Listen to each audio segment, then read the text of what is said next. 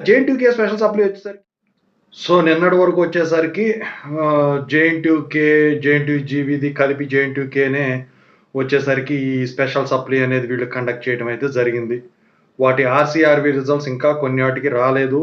వాటి కోసం ఎదురు చూస్తా ఉన్నారు. చాలామంది కామెంట్లు పెడతా ఉన్నారు.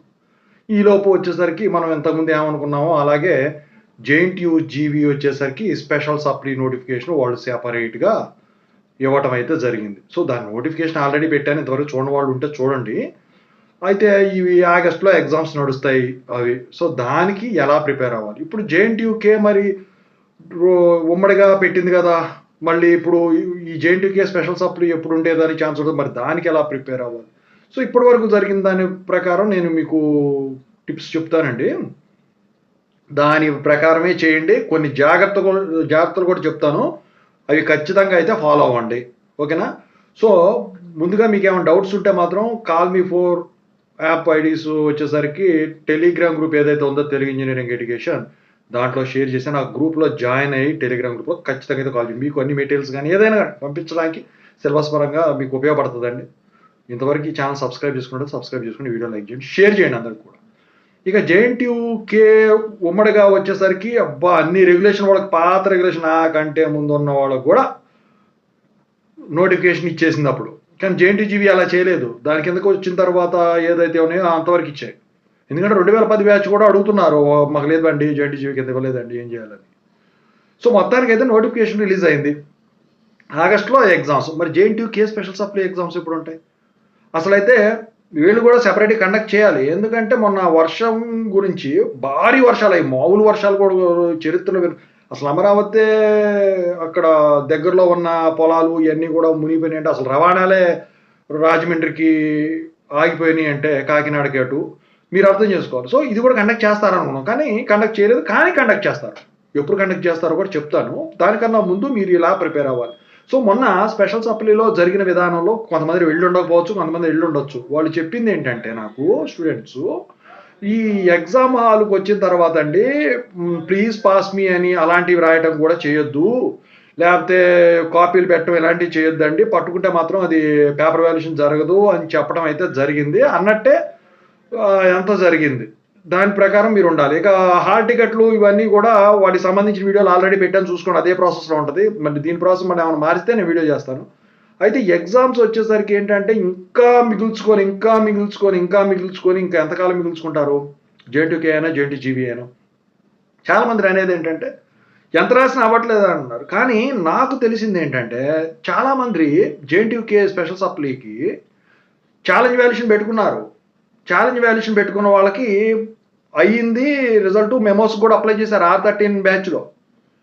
మరి తప్పు ఎక్కడ జరిగిందో అర్థం కావట్లేదు కానీ నేను చెప్పొచ్చేది ఏంటంటే నేను ఎప్పుడూ ఒకటే చెప్తా స్టూడెంట్స్‌కి. మీరు పాస్ మార్కులు కావాలంటే పాస్ మార్కులు రాసొచ్చే రోజులు పోయినాయి. పాస్ మార్కులు కావాలంటే ఇంకా ఎక్కువ మార్కులు రాయాలి. 70 మార్కులు పేపర్ అనుకోండి. 55 మార్కులు రాస్తే గాని మీకు పాస్ మార్కులు రావు. అదే ఇంటర్నల్స్ లేనోళ్ళైతే డైరెక్ట్ 40 పైనే ఇక. ఓకేనా? సో మీరేం చేస్తారంటే ఎప్పుడు చేసే పద్ధతిలో అవ్వట్లేదు కాబట్టి సబ్జెక్టులు 10 సబ్జెక్టులు గాని, 11 సబ్జెక్టులు గాని ఎన్నున్నా గానియండి. ఎప్పుడు చదవట్లేదు కాబట్టి, ఎప్పుడు చేసే పద్ధతిలో పాస్ అవ్వట్లేదు కాబట్టి కొత్తగా ఆలోచించండి. ఇప్పుడున్న ట్రెండ్స్ ప్రకారం. ఫస్ట్ నేను చెప్తా ఒకటి. మీ అఫిలియేటెడ్ వాళ్ళుంటారు. అటానమస్ వాళ్ళు. అఫిలియేటెడ్ వాళ్ళు మీ జూనియర్స్ ఉంటారు కదా! ఇప్పుడు కాలేజీలో. వాళ్ళకి పేపర్ వాల్యుయేషను ఎలా జరుగుతుంది? అంటే ఎగ్జామ్స్ ఎలా రాస్తున్నారో కనుక్కోండి ముందు. జేఎన్‌టీకే అయినా, జేఎన్‌టీజీబీ అయినా. ఆ తర్వాత మీకు కొంత తెలిసిపోద్ది. మిగతాది నేను ఇప్పుడు చెప్తాను. అయితే జేఎన్‌టీయూకే స్పెషల్ సప్లై వచ్చేసరికి మళ్ళీ 2026లో ఉంటదండి. 2 ఇయర్స్ కదా! జేఎన్‌టీజీబీ అంటే మొన్న ఉమ్మడిగా పెట్టడం వల్ల చాలా మంది మిస్ అయ్యారు కాబట్టి పెడుతున్నారు వర్షాల గురించి ఇదని చెప్పేసి. సో ఇది ఇంతవరకు. ముందు మీరు చేసేది ఏంటంటే మీరు ఇంతవరకు చేసింది పక్కన పెడితే సిలబస్ కాపీలు దగ్గర పెట్టుకొని మీకు ఏవే సబ్జెక్టులు ఉన్నాయో ఆ సిలబస్ ప్రకారం ఇస్తాడు. సిలబస్ మొత్తం ఇప్పుడు టైం ఉంది మీకు ఇంకా ఉంది కాబట్టి సిలబస్ మొత్తం ఒక్కసారి పైనుంచి కింద మొత్తం అసలు చూస్తే గుర్తుకొచ్చేటట్టు ఉండాలి. ఇక మీరు ఇంతవరకు ఫాలో అయిన మెటీరియల్ కాకుండా ఆ సిలబస్ కాపీలో ఉన్న టెక్స్ట్ బుక్స్ ఏవైతే ఉంటాయో దాని ప్రకారం కానీ లేకపోతే బక్షి టెక్స్ట్ బుక్స్ ఉంటాయండి నాకు తెలిసి టెక్నికల్ పబ్లికేషన్స్. సో అంటే అవి కనుక లేకపోతే స్టాండర్డ్ బుక్స్కి వెళ్ళిపోండి. అవి అంతా సిలబస్ ఒక దాంట్లో ఉంటాయి కాబట్టి నాకు తెలిసి R13 అయినా ఇప్పుడు ఉన్న రెగ్యులేషన్ వాళ్ళకైనా అంతకుముందు వాళ్ళకైనా సిలబస్ కొంత మారిద్దాం. పూర్తిగా మారిపోతే మనం స్టాండర్డ్ బుక్స్ ఫాలో అవ్వాల్సిందే. లేకపోతే అప్పటి రెగ్యులేషన్ బుక్స్ అంటే దొరకవు మీకు. బుక్స్ పాతవి అయిపోతాయి కదా! మూలక పడేస్తారు. సో ఇవన్నీ మీరు ఆ బుక్‌లో వచ్చేసరికి ఇంకా టైం ఉంది కాబట్టి, తక్కువ సబ్జెక్టులు కాబట్టి ఎన్ని యూనిట్లు ఉంటే అన్ని యూనిట్లు మొత్తం కూడా చదివేసేసేయండి. ప్రిపేర్ అయిపోండి మొత్తం కూడా.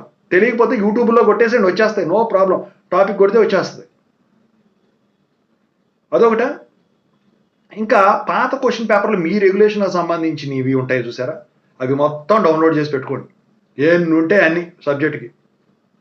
అందుట్లో బాగా రిపీటెడ్ క్వెషన్స్ ఏవైతే ఉంటావో అవన్నీ రౌండ్ ఆఫ్ చేయండి. రిపీటెడ్ క్వెషన్స్ అన్ని పక్కన పెట్టేసేయండి. రిపీటెడ్ క్వెషన్స్ అన్ని ఒక పక్క పెట్టేసి, రిపీట్ కానివి ఒక పక్క రాసేసి, అవి కూడా ఈ సిలబస్ మొత్తం ప్రిపేర్ అయ్యే ప్రక్రియలో అది ఏ యూనిట్‌లో ఆ క్వెషన్‌లన్నీ ఏ యూనిట్‌లో ఉన్నాయి.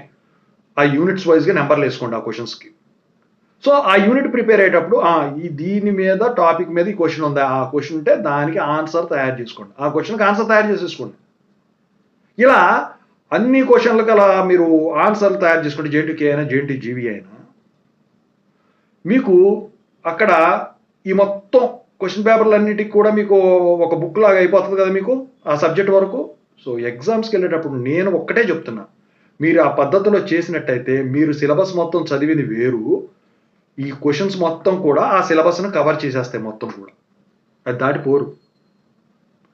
సో ఈ ఆన్సర్స్ ఏవైతే ఉంటాయో విత్ క్వెషన్స్ అప్పుడు మీరు బుక్కు అప్పుడు ఎగ్జామ్స్ అప్పుడు మీరు గనక 1 వీక్ ముందు గనక స్టార్ట్ చేసుకున్నట్టయితే, లేపోతే 20 డేస్ ముందు గనక స్టార్ట్ చేసుకున్నట్టయితే, 1 అవర్ ముందు చూసుకున్నా కూడా మీకు గుర్తుండిపోతాయి.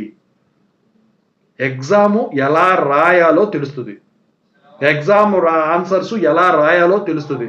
అందుట్లో ఇస్తారు. దాని ప్రకారమే ఉంటది. అప్పుడన్నా ఒక లైన్ మిస్ అయితే అది మెయిన్ పాయింట్ కాకపోతే మీకు మార్కులు కట్ కావు. సో నాకు తెలిసి అంత డీప్‌గా చూస్తారని లేదు. ఓకేనా? దీనివల్ల ఏంటంటే మీకేంటంటే అడ్వాంటేజ్ సిలబస్ కవర్ అవుతుంది. జ్ఞాపకశక్తికి పెద్దగా పని చెప్పాల్సిన పని లేదు.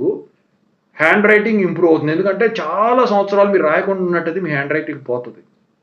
ఎగ్జామ్ ఎలా రాయటమో తెలుస్తది నాలుగోది. ఓకేనా? సో ఇలా మొత్తం ఇన్ని అడ్వాంటేజెస్ ఉంటాయన్నమాట. ఓకేనా?